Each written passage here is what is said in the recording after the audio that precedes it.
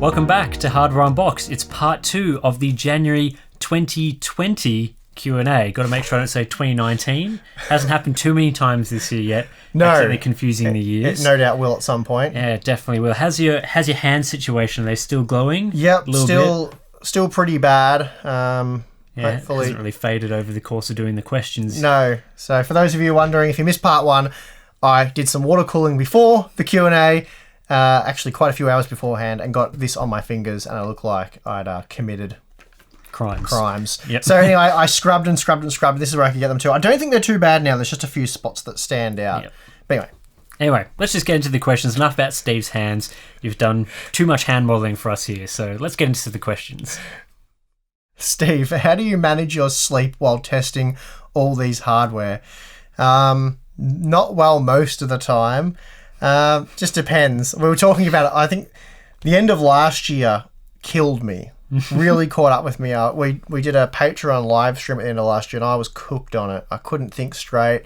We did the Q&A after. I sort of got a little bit better for that. But yeah, sometimes it does catch up with you, and you sort of have to take a break. And Christmas was probably a good time to have happen, because we're sort of forced to take a week off there, or at least slow down massively for a week, and we're sort of still ramping back up to where we normally are, I feel. Yep. We'll probably sort of hit full speed in February.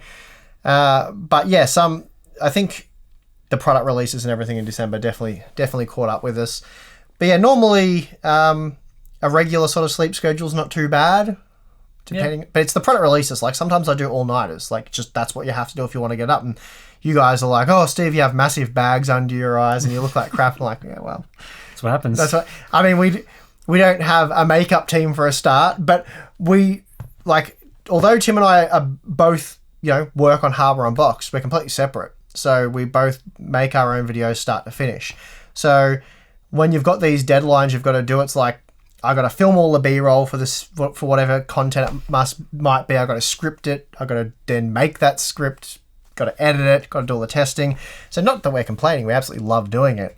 But that's why we look like crap sometimes, because we haven't got some guy, it's not like you did, I don't know, a 10 or 12 hour day or whatever. It's just you went for 2 days to get it done because you had to do the job of 4 people. But that's fine. Not complaining.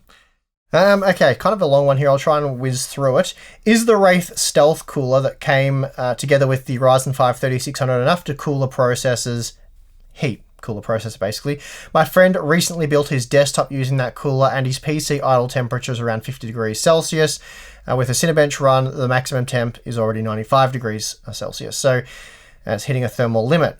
Could you advise on what would be the cause? Is it not advisable to pair the Wraith Stealth Cooler with the R5 3600? Thanks. Well, based on my own findings in my day one review, it shouldn't be getting that hot. So I don't know how you're detecting that it's thermal throttling, whether you're using something like a Wattman or whatever. Basically, mine hit 80 degrees in a 21 degree room. And I think 80 degrees is about what it targets, because even when I overclocked it, all it did was ramp up the fan speed. So it should really be avoiding getting anywhere near 100 degrees. The fan should be whizzing at full speed, so I don't know how loud it is for you. But if he's having... It sounds to me, if everything's being read correctly, it sounds to me like it's just not mounted properly. There's not enough mounting pressure, or it's uneven. So I'd look into that, make sure there's enough thermal paste. And if you can't work the problem out, then just buy like a $20 tower cooler, and that'll definitely have you sorted. Those work, no worries on that kind of CPU. But yeah, it should be, if anything, it should just be sort of annoyingly loud, but not excessively hot. So there's definitely a problem there. All right. Where's B550? Seems like we get asked this a lot. Yeah, there was about a dozen questions that were all of them quite heavily upvoted on the community tab, so I saw that. Basically, I've been saying since 3rd gen Ryzen was released that we probably wouldn't see a B550 chipset or motherboards based on that chipset till like 2020 Computex, which a lot of people thought I was mad for saying. And it wasn't me just plucking that out of thin air. Yep. I spoke with a lot of AIBs, and they're just like, B550 is just miles out. Won't be coming in 2019, which I was stunned by at the time. And yeah, they said that no one's actually told me when it will arrive. They've just said it wouldn't be coming in 2019. And as I kept speaking to AIBs, they were all sort of telling me nothing early 2020. So it's not coming early 2020 based on the information I have. I've been guessing Computex 2020 because we saw the B450 boards at Computex. I think that's what we're going to see. Yeah, and there's been a recent rumor about B550 in the first quarter of this year, but I don't think that's particularly accurate. Not sure where the source is on that. But what at least we've been hearing is that, it's not really planned for any time soon. Yeah, so I'd be expecting when we go to Computex this year that we'll be able to show you B550 boards. Yep. We'll see. Next one. We have seen that at launch, 7700K was faster than the Ryzen 5 1600, but 2 years later it became slower because of less cores. Do you think that the 2700X will ever be able to beat the 3600 like that? Also, which would be better for streaming with 1080 Ti? Okay, well, the first part of that question, I'm not actually sure that's correct, not to my knowledge anyway. For gaming, the Core i7-7700K is still quite a bit faster than the Ryzen 5 1600 in pretty much all modern titles. Yep. I'm not actually sure if there is a title where... It'd be interesting to know if there is a title where the Ryzen 5 processor is faster. If you guys know, let me know in the comment section below. I don't think I've come across that in my testing. So I don't know if this person's getting confused with the Core i5 7600K because I recently, or late last year, I made a video showing how the Ryzen 5 1600 is now actually providing better, smoother, more consistent performance in games like Battlefield 5, The Division 2, Shadow of the Tomb Raider, than the quad core, because you're comparing 4 cores, 4 threads to 6 cores, 12 threads. 6 cores, 12 threads. So that's a massive difference. And as for the 2700X and 3600 comparison, I don't think that'll be anytime soon. And I say that because if you look at our benchmarks, the 3600 gets very close to the 2700X in terms of performance in all core applications like Cinebench, Blender, all that sort of stuff. So when both CPUs are fully leveraged, the 3600 isn't that much slower than the 2700X. And I think if you overclocked both processors, they'd be even closer. So I don't think we'll ever see that. I think basically the improved cache and DRAM latency of the Zen 2 part is probably enough to keep it in the lead indefinitely. There may be a point in time where they're like basically the same, but I don't think we'll ever get to a point in time where the 2700X is, noticeably better than the 3600. What do you reckon? Yep, I think that's fair. All right. Okay, console question time. Do you think that PC gaming will remain relevant with Scarlet and PS5 release, especially that they're going to support high refresh rate and a huge bump in graphical performance for the MSRP of a 3800X, maybe $100 more at worst? Well, I think this comes up every console release, doesn't it? There's always these promises of like, wow, this is going to be like a high-end PC, but then a lot of the things that people think are going to come either don't come, or there's issues with it, or it's a downgrade from the PC experience. So sorry to interrupt. Not only that, but how long does a generation of console have to last for? Yeah, it's like 7 years. The current one's been 7 years. They were launched in 2013 or 14. So even at the worst progress that we're pretty much in now, it's like every 3 years. So you'd get at least 2 good generational jumps on PC within that time. Yeah. Anyway, sorry to... I mean, they've got mid-cycle console releases at the moment with like your PS4 Pros, your Xbox One X's, which do close the gap a bit, but PC gaming is still going to be relevant simply because like there's a lot of things that a PC can do that a console can't do. And even if you mention something like support for high refresh rate, there's no guarantee that developers will actually make games that will use that feature.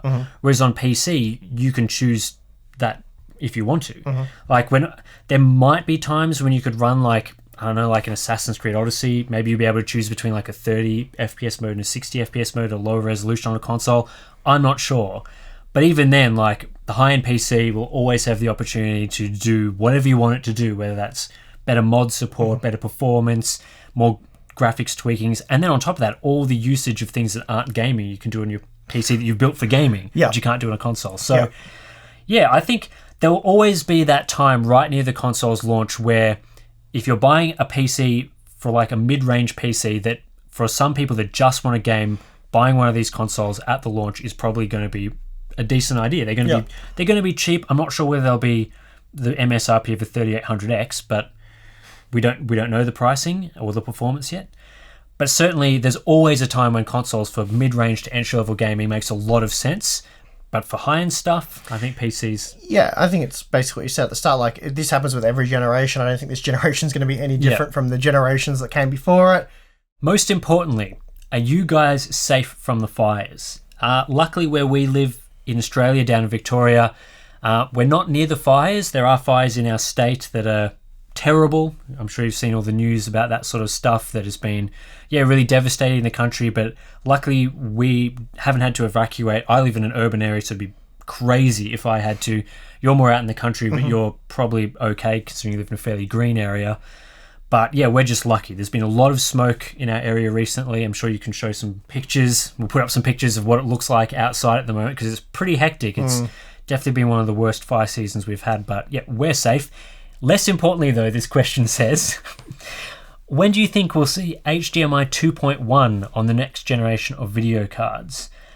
It's an interesting one because HDMI 2.1 is an upgrade over the latest generation DisplayPort is meant to have a bit more bandwidth there. Obviously, HDMI has lower bandwidth at the moment, so they're going to jump ahead.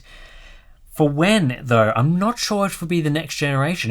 It really depends on the licensing. I when speaking to a few monitor manufacturers a while back when HDMI 2.1 was coming out, I heard that the licensing fees for that technology were quite high, which is why it was only really something coming out on high-end TVs at the time. Okay. So implementing, especially on like a budget GPU, if you're having to spend a fair bit on licensing HDMI 2.1, then it's not going to be super, attractive for people.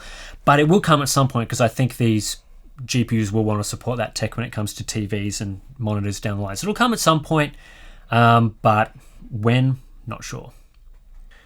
Similar question here. I'll address it though because it was quite heavily upvoted, but I think we've pretty well answered it.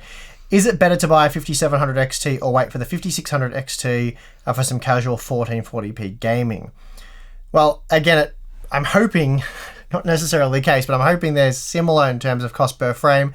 So it'll mean, do you want to spend $280 or in this instance $400? So they're pretty significant difference there in price brackets. So work out how much you want to spend, but basically the 5700 XT is the best value product at the $400 price point. Yet to be seen how well the 5600 XT stacks up in terms of price. But yeah, I mean, there'll be reviews in like a week, so just wait for that, I think. Yeah.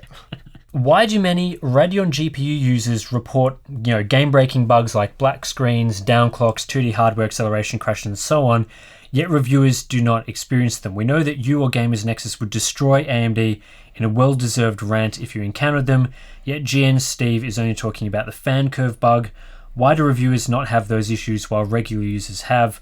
Are users doing something fundamentally wrong? Does AMD need to make a giant FAQ about which issue could be caused by what?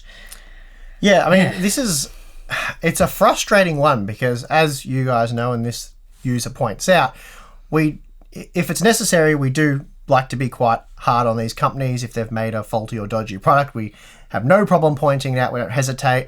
Doesn't matter what the brand it is or whatever, or what the product is, we'll point it out. And we haven't been that critical, or really that critical at all, about 5700 XT drivers. And that's because we haven't really run into any problems. So we had a couple of Patreon members run into a few problems, but they said they went away with the updated drivers. I mentioned in one of the videos, I don't know, it was probably my third or fourth 5700 XT review out of the dozen or so I did. I mentioned the black screen issue. I had that problem with one driver, but then the next driver, I never saw it again. So I've seen the odd issue here and there, but it's been corrected. I've been using the 5700 XT very regularly for the last few months now, and I've had no problems at all. Like, been gaming for hours here and there and no dramas at all. But there is obviously some kind of problem because I'm not saying that all you guys are making this kind of stuff up. The reports are far too widespread for there not to be some sort of issue. So I'm thinking it has to be some kind of compatibility problem. Yeah, and what I tend to find, I haven't encountered many of these problems with the 5700 XT, but I certainly have encountered problems from installing drivers over the top of each other a lot. That's a good point. Or say you've switched brands from NVIDIA to AMD GPU and you've just installed the AMD drivers and not cleaned your system or anything, I would strongly recommend anyone having problems to at least run one pass of the display driver uninstall utility, in DDU. safe mode. In safe mode. Go in safe mode, run that once, clean out the both NVIDIA and AMD drivers. If your system has used both cards, just get that cleaned out and install the driver fresh from scratch. You might lose your settings, which might be a bit annoying for you, but that has solved like 99% of problems I've ever had with That's drivers. a really, really good point to bring up, because yeah, I have got Radeon GPUs before, chucked them in the system, and some weird things have happened. Yeah. And I'll install the drivers, performance may not be where it's meant to be, or just, weird things. Yeah, I was having issues with I have a 2080 Ti in my main system, and I was having a few issues that I thought was just because I've been installing drivers over the top of each other. I just DDU'd the other day. Problems were solved. So I think it's a good, good thing to do. Could be compatibility, or it could be, I wouldn't necessarily say user error, but just, not necessarily taking the best procedures to install drivers or the card or whatever. So usually with new products, there's always reports of some problems. Companies get better at working out what people are doing and iron those bugs out. But yeah, I've honestly not encountered any major issues. Like I said, we ran into the black screen thing once, a DDU and the new driver fixed that one for me. I've not seen it since. And it's not like, people accuse us of just running a couple of benchmark runs or whatever, but I've been using this as a daily driver for 2 months now. I've got dozens of these cards. I've tested lots of them. I've tested lots of games for extended periods of time, and I've not encountered any issues. If someone could point me to something that's easy to replicate, then, I'm more than happy to give that a go and try and work that out. At that point, I'm basically, troubleshooting or, diagnosing bugs for AMD though. But hopefully AMD, getting all this information from their users, finding out what their hardware configuration is and looking into issues with those hardware configurations if that is the problem. Yep. But yeah, we've been accused of not being hard enough on AMD for the drivers, but I can honestly tell you guys we haven't been able to we haven't run into these problems. And I asked him about this last month on the live stream, because I was like, yep. And Tim said, no, I've not run into any issues either, really, that weren't corrected with a fresh install of a driver like you just spoke of. Will Ryzen 5 3500 launch globally? Probably not.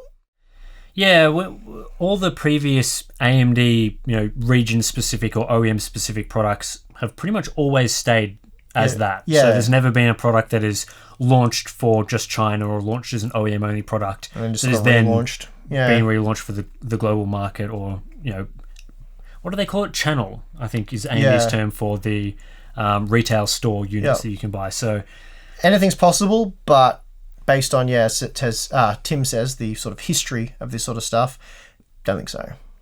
Based on the Ryzen 4000 mobile lineup, do you think this year will finally be the year to buy an AMD notebook? I'm actually overdue for an upgrade, but waited an extra year to see the 7nm products. So again, hard to say anything definitive when we haven't tested anything in terms of performance. So really that is what it's going to come down to, is Intel, as we've mentioned many times, are still very competitive in the laptop space where they're not as competitive on the desktops. They've obviously refined 14nm, and even 10nm seems to be doing okay at those low power draws. So when you've limited it to 15 watts or 45 watts, those CPUs perform very, very well. They've obviously done a lot of work there. So the question is Zen 2 enough of an upgrade? The current lineup isn't too competitive. I would say it's uncompetitive, actually. So yeah, it'll all depend on the performance. It certainly looks very promising in sort of the things they've shown, bringing 8 cores to 15 watts for the first time, showing, as I said, very promising benchmarks. 7nm should be a lot lower power draw. So I think it will be the time. That's my expectation, that these will outperform Intel. At least, 7nm should be outperforming at least a 6-core 14nm part. Yeah. How it goes up against 10nm is a different story, but Intel is limited there to just 4 cores at 15 watts, so they have a big advantage there as is. So yeah, as I said, we'll have to wait for performance, but they definitely look the most promising of any of AMD's mobile products so far. Yep. All right, another looks like a GPU upgrade type question. I have a GTX 1060 6GB and I play most games at 1080p. The card is working fine, but should I upgrade to try out ray tracing? Okay. If I should I wait for NVIDIA 30 series or Navi 21 or Intel Discrete? You'd be probably waiting a while for Intel Discrete. I think basically, well, he's mainly asking should he upgrade for ray tracing. So the answer there, I would say, is no. Yeah, I would agree with that. Not that I think this definitely, compared to launch, there are some games where ray tracing is kind of decent, but you're still talking about a very small handful of titles like Metro, Control, and Modern Warfare. That's kind of, if you're not interested in those three games for ray tracing, it's kind of like, there are a few titles that are coming up, like Cyberpunk, I think, has got ray tracing support, but you may as well just wait until, if you're interested in that game's ray tracing, you may as well just wait and see what the market's like for GPUs at that time. But then again, considering you're coming from like a GTX 1060, if you're upgrading to an RTX 2060 as the entry-level ray tracing card, that's a substantial performance increase. Yeah. So that is more why you should be thinking of an upgrade there as opposed to ray tracing. Whether or not the RTX 2060 is the best card for you to buy is another question, but that's more what I'd be thinking there. Yep. All right, last question. Your channel seems to think buying an 8-core part now for gaming in the future isn't worth it, whereas Mr. Tech Deal says going 8 cores is ideal if you want to future-proof yourself for the next generation consoles. Do you stand by your recommendation to still buy a 6-core part or no? Well, I don't think we're like outright recommending 6 cores over 8 cores necessarily. It's more just, so if we use Zen 2, for example, the R5 3600, like $195, $200 US, and what's the 3700X, like $330 US, so it's $130 US more. That's a pretty big percentage increase for 2 extra cores. I think it's going to be a very, very long time in the future where you're going to notice, especially in like a good amount of games, the difference between the 3600 and the 3700X. I mean, if you look right now, there's basically no difference, and the difference between the 36 and the 3900X isn't even that significant. Yeah, I think, part of this question is future-proofing up against next-gen games for consoles that will have an 8-core CPU. And I think we've talked about this as well. Yeah, we've talked about this because it's like, just because the consoles are going to have an 8-core Zen 2 CPU doesn't mean that you will need to exactly match that in your PC. Because, first of all, the performance level that the console CPU is going to achieve doesn't seem to be the same based on a lot of the rumors and technical analysis that some people have been doing. They're not going to be like putting an 100-watt CPU in an APU that's in a console. Like, that CPU is going to be clocked a lot lower than the Zen 2 parts. It's almost like laptops versus desktops. And then another factor is, if game developers made 8 cores a requirement to run your game well, you're suddenly locking out like 99% of PC games that don't have an 8-core CPU, because a lot of people still have Intel CPUs. They've only got 1 or 2 products on the market that are 8 cores. AMD's only got a couple of products. The market share for those products is so small that if a PC game studio released this product, it's only 8 cores, they're not going to be able to sell anything. It'd be like an option where you can increase NPC density or something. Yeah, and then... So it's like the game would still be playable, it just wouldn't be playable. It wouldn't be as immersive or enjoyable or whatever. I think what we'll see is a lot more multi-threading, but I think we'll see more intelligent multi-threading so that it scales based on the amount of cores that you have, because a lot of the rumors and reports are suggesting for a console like the Xbox Series X is that those games that will run on that will also run on the older generation consoles like the Xbox One X, which, as we know, has a really crap CPU. So if developers are still making games for those platforms for at least a few years, doing a cross-gen thing, or maybe the compatibility continues for a while but it just runs really slowly on an Xbox One X in the future, I'm not sure. But if they're running that, they're going to have to come up with intelligent ways to do multi-threading, not just, hey, our game needs 16 threads. Yeah. Like, it's going to be some scale, it's going to scale well. I think that will still allow you to play all the latest games on, might need a decent and powerful PC, but it won't be, you need 8 cores. It might just mean you need powerful 6 cores, powerful 4 That's right. cores, whatever. I would have said if consoles have 8 cores, that is very much, it's likely going to mean you'll need 6 cores on the desktop. Yeah, that's what it'll mean. It won't mean that you need 8 cores on the desktop. It certainly won't mean that. Yeah, because the current consoles are 8 they're 8 Jaguar cores. But that means you need a powerful dual core on a desktop. That's like your phone having 8 cores. I know. So basically that, and we're not advocating for 6-core processors. We're merely saying if you have a budget in mind, is it worth spending $130 US more to get a 3rd gen Ryzen 7 processor? And the answer is no. That $100 would be better either put in your pocket to buy another $200 processor in a few years' time, or a better GPU, which will give you significantly more performance in the short term. So that's spending that kind of increase in money to future-proof. I don't think that's smart at all. I don't think you should do it. I think you should buy an 8-core processor if you can take advantage of an 8-core processor, or you can easily afford one. Like, I wasn't that keen on the Ryzen 5 3500X because it's 6 threads only. Yeah. So 6-core, 6-thread. If you could have got it for like, $120, then it's kind of like that, or the Ryzen 5 2600. And I'd probably lean toward, well, I said I would get the 2600s because I think that is within reason future-proof. Yeah. But I think this kind of future-proof is so far down the track that the $130 you waste now, you would have been better keeping it. Anyway. All right, done. Yep.